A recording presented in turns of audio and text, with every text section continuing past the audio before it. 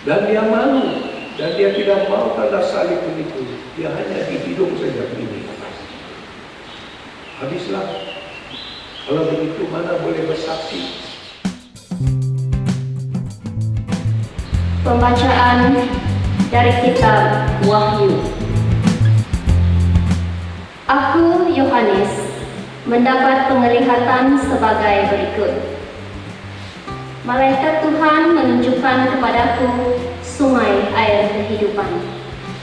Airnya jernih bagaikan kristal dan mengalir keluar dari takhta Allah dan takhta Anak Domba. Di tengah-tengah jalan kota itu, yaitu seberang menyeberang sungai itu, ada pohon-pohon kehidupan yang berbuah 12 kali tiap-tiap bulan sekali. Dedaun pohon itu dipakai untuk menyembuhkan bangsa-bangsa. Maka takkan ada laknat lagi. Takhta Allah dan takhta Anak Domba akan ada di dalamnya, dan hamba-hambanya akan beribadah kepadanya. Mereka akan melihat wajahnya, dan namanya akan tertulis di dahi mereka. Malam takkan ada lagi di sana, dan mereka takkan memerlukan lagi cahaya lampu dan cahaya matahari. Sebab Tuhan Allah akan menerangi mereka, dan mereka akan memerintah sebagai Raja sampai selama-lamanya. Lalu ia berkata kepadaku, semua perkataan ini tepat dan benar. Tuhan Allah lah yang memberi roh kepada para nabi dan telah mengutus malaikatnya untuk menunjukkan kepada hamba-hambanya apa yang harus segera terjadi. Sungguh, aku datang segera. Berbahagialah orang yang menuruti perkataan nubuat kitab ini. Demikianlah sabda Tuhan. Syukur kepada Allah. Sahutan kita, Maranatha, datanglah ya Tuhan Yesus. Maranatha, datanglah ya Tuhan Yesus. Marilah kita bernyanyi-nyanyi bagi Tuhan, bersorak-sorai bagi gunung batu keselamatan kita. Biarlah kita menghadap wajahnya dengan lagu syukur, bersorak-sorai baginya dengan nyanyian mazmur. Maranatha, datanglah ya Tuhan Yesus. Sebab Tuhan adalah Allah yang besar, Raja agung yang mengatasi segala dewata. Lembah dan palung bumi ada di tangannya, puncak-puncak gunung pun kepunyaannya. Miliknya lah laut, dia yang menjadikannya. Miliknya lah daratan, tangannya lah yang membentuknya. Maranatha, datanglah ya Tuhan Yesus. Masuklah, mari kita sujud menyembah, berlutut di hadapan Tuhan yang menjadikan kita. Sebab dialah Allah kita ini umat gembalaannya, serta kawanan dombanya. Maranatha, datanglah ya Tuhan Yesus.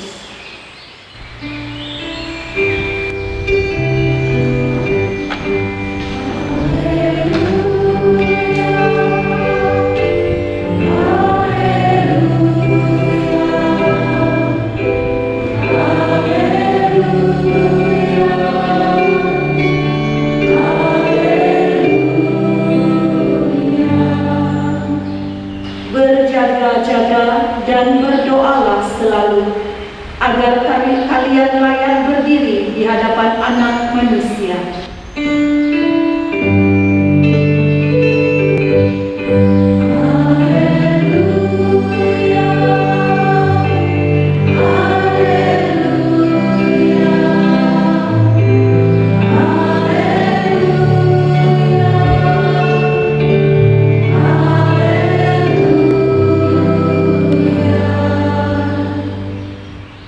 Tuhan bersamamu.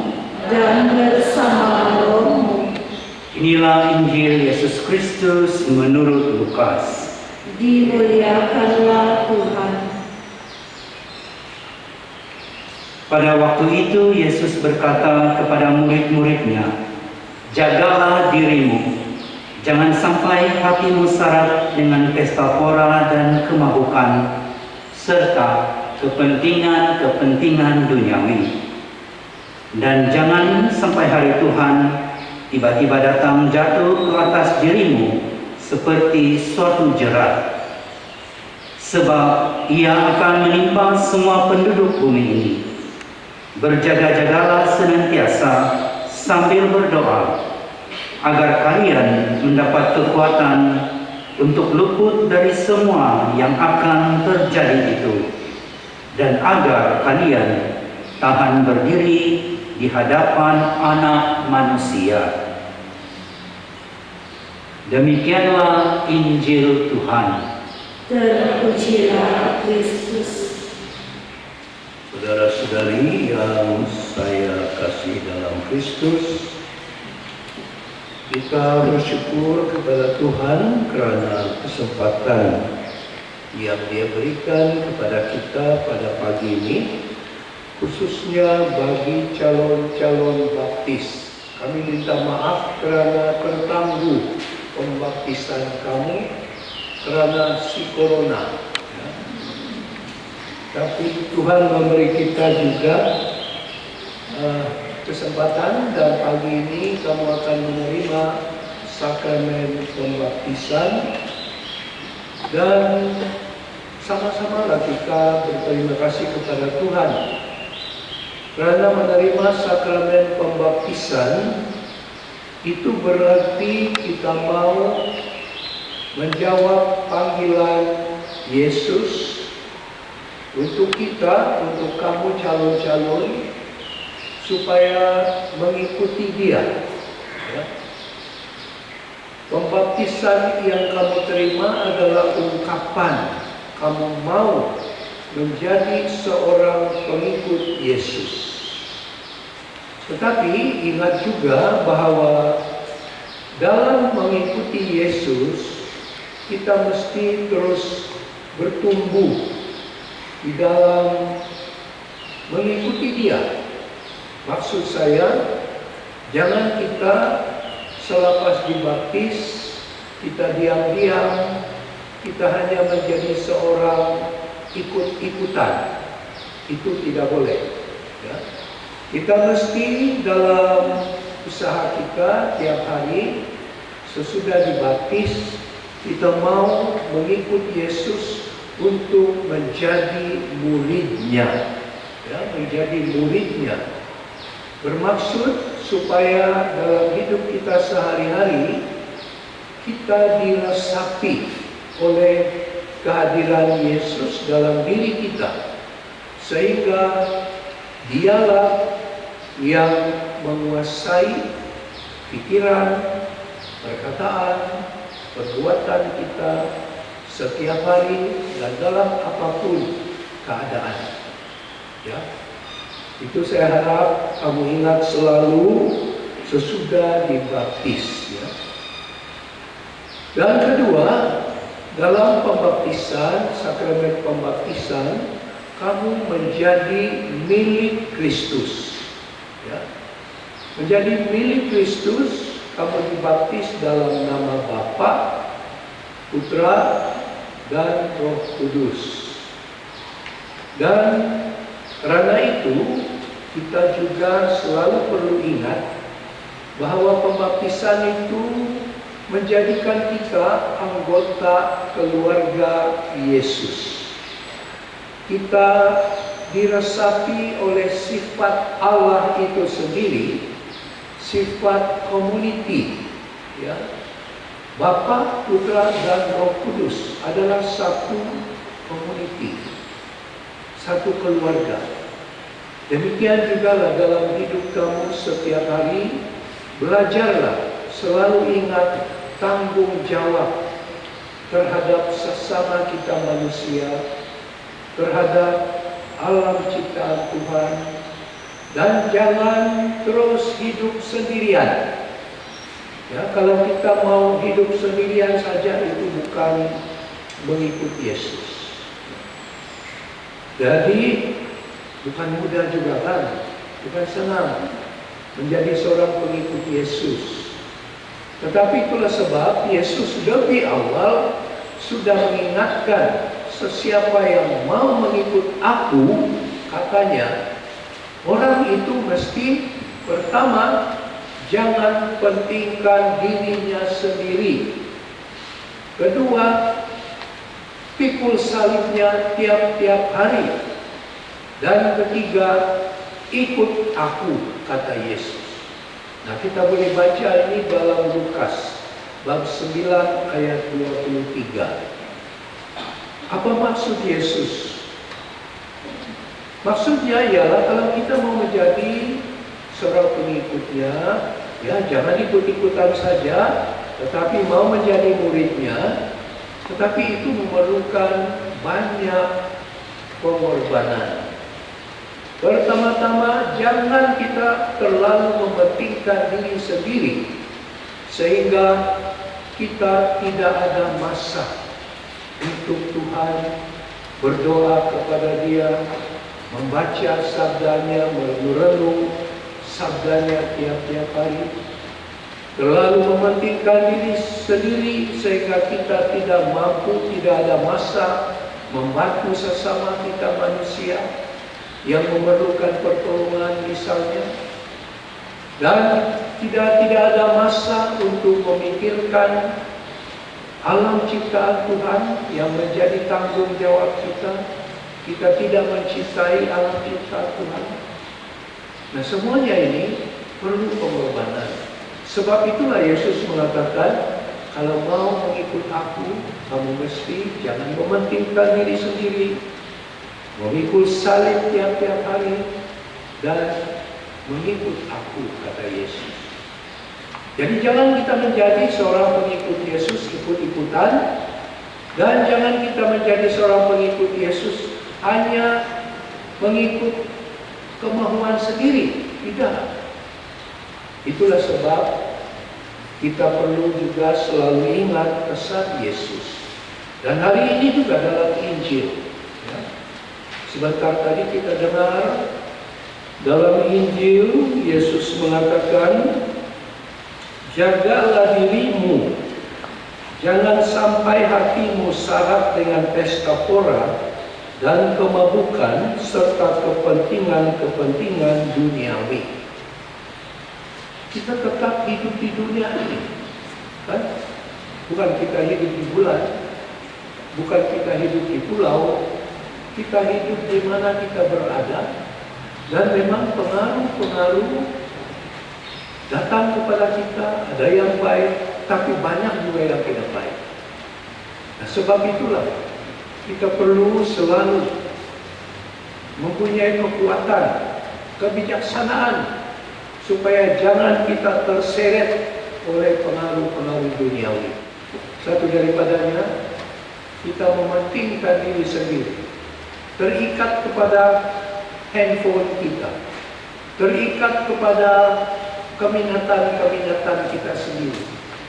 Kita ditegur oleh ibu bapa pun kita tidak peduli, kita marah. Padahal mereka itu lebih tahu.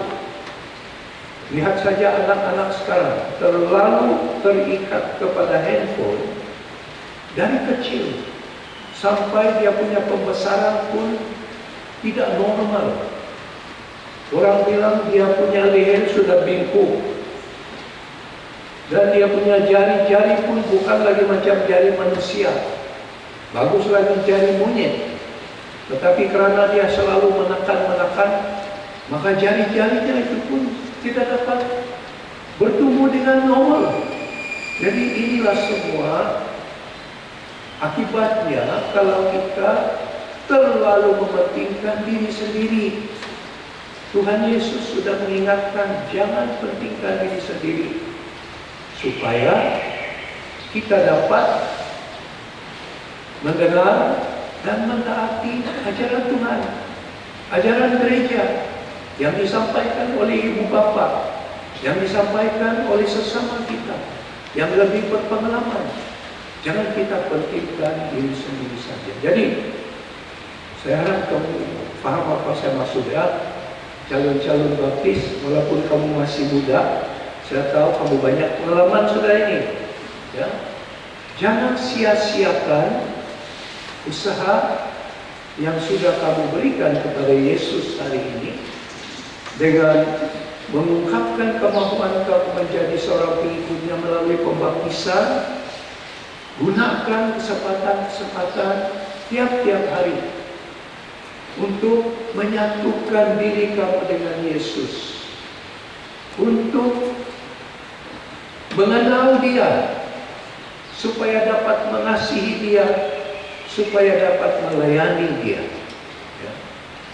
Ini perkara-perkara yang penting. Jangan mudah terpengaruh dengan hal-hal duniawi, ya, pemikiran duniawi. Banyaklah pengaruh tidak baik sekarang ini. Tapi kalau kita tidak ada kebijaksanaan, Roh Kudus itu tidak berkuasa pada diri kita, memang mudah kita dipengaruhi oleh pengaruh-pengaruh duniawi. Sebenarnya saya rasa gembira karena kamu memilih menjadi milik Yesus. Dan kita bersyukur, berterima kasih kepada para pembimbing kamu selama ini, sentiasa mendampingi kamu. Jadi jangan sia-siakan usaha kamu, usaha mereka. Jangan sia-siakan cara dan gaya hidup kita mau mengikuti Yesus yang sudah ditunjukkan Yesus. Dan saya harap kamu akan terus mengingati pesan-pesan ini dan menjadi umat, menjadi pengikut Yesus yang punya iman yang hidup, yang segar, bukan yang setengah mati punya. Iman yang bersaksi dimanapun kamu berada. Bangga kamu adalah pengikut Yesus. Jangan malu. Seperti yang selalu dikatakan oleh orang lain. Banyak umat Kristen sekarang nama saja. Apabila pergi kedai makan, dia malu berdoa sebelum makan. Kadang-kadang dia pura-pura halau-halau. Tahu-tahu dia mau berdoa pun begitu. Dan dia malu. Dan dia tidak mau tanda salib begitu. Dia hanya di hidung saja begini. Habislah. Kalau begitu mana boleh bersaksi. Dan yang terakhir, kita mesti menjadi pengikut Yesus yang tahan lasak apapun cabaran iman yang kamu hadapi. Kamu masih muda dalam perjalanan iman, mungkin beberapa tahun lagi macam-macam yang kamu alami. Apakah kamu masih setia kepada Yesus? Bagaimana kita memperlakukan Dia dalam hidup kita di dunia ini? Akibatnya di akhirat buruk pada kita kalau kita tidak setia kepada Dia. Dan ini lebih awal saya katakan, supaya kamu sentiasa ingat dan diingatkan pesan Yesus. Kita boleh baca dalam Matius bab 10 ayat 32 sampai 33. Selama kita hidup di dunia ini, Yesus berkata, sesiapa mengaku aku di hadapan umum, aku juga mengakui dia di hadapan Bapa-Ku di sorga. Sesiapa menyangkal aku di hadapan umum, aku juga akan menyangkal dia di hadapan Bapa-Ku di sorga. Jadi jangan sia-siakan anugerah yang sudah diberi oleh Yesus kepada kamu.